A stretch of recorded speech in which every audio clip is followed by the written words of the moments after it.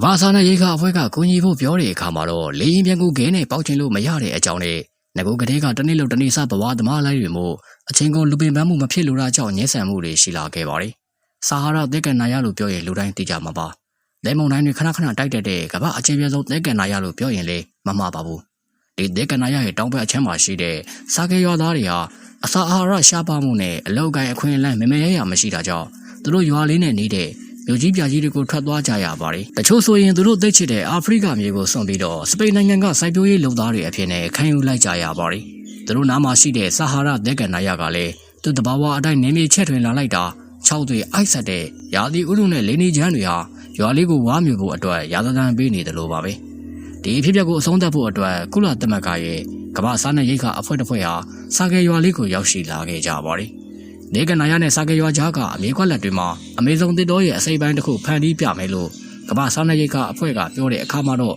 ရွာသားတွေကလေရင်ပြန်ကိုခဲနဲ့ပေါက်ချင်လို့မရတဲ့အကြောင်းနဲ့ငကိုကလေးကတနေ့လို့တနေ့စားဘဝသမားလေးတွေကိုအချိန်ကုန်လူပင်ပန်းမှုမဖြစ်လို့တာကြောင့်ညှင်းဆန်မှုတွေရှိလာခဲ့ပါတယ်။ဒါတွေကိုကမ္ဘာစားနပ်ရိက္ခာအဖွဲ့ဘယ်လိုဖြေရှင်းမလဲ။အကြောင်းအရာလေးကိုမပြောခင် subscribe နဲ့ notification ခေါင်းလေးနှိပ်ပြီးဖို့တောင်းဆိုလိုက်ရပါတယ်ဗျာ။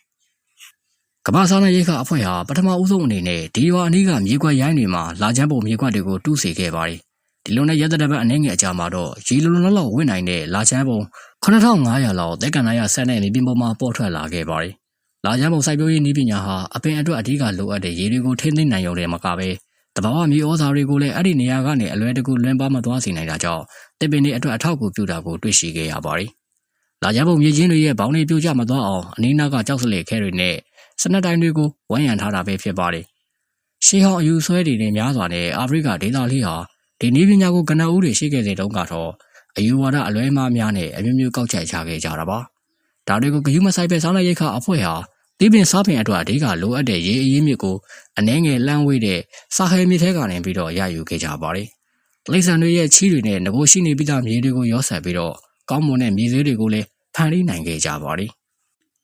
ဒါပေမဲ့လည်းဒေသခံလူငယ်တွေဟာစိတ်ပါဝင်စားမှုကိုမပြသခဲ့ပဲစာဝတ်နေရေးအတွက်အနီးနားကမြို့ကြီးတွေနဲ့သူတို့ခွန်အားကိုအပြည့်အဝအသုံးချဖို့စပိန်နိုင်ငံကစိုက်ပျိုးရေးလုပ်ငန်းခွင်တွေစီပဲခရီးဆက်နေကြသေးပါပဲ။တနေ့တလန်ပကံပဲပြီးမလဲဆိုတဲ့စကားလေးအတိုင်းပဲတကြီးရွယ်အိုတွေနဲ့ကလေးငယ်တွေပါဝင်တဲ့ဒီ project ကြီးဟာနောက်ဆုံးမှာတော့အောင်မြင်မှုရောင်ကြီးတွေတန်းလာခဲ့ပါတယ်။ဒေသခံတွေစိုက်ပျိုးထားတဲ့ခရမ်းကျင်သီးရုံးပရိသီးတန်တလွန်စတဲ့သီးပင်စားပင်တွေနဲ့ဒေသတွင်းပေါက်ရောက်တဲ့နှစ်ရှည်ပင်တွေများစွာဟာ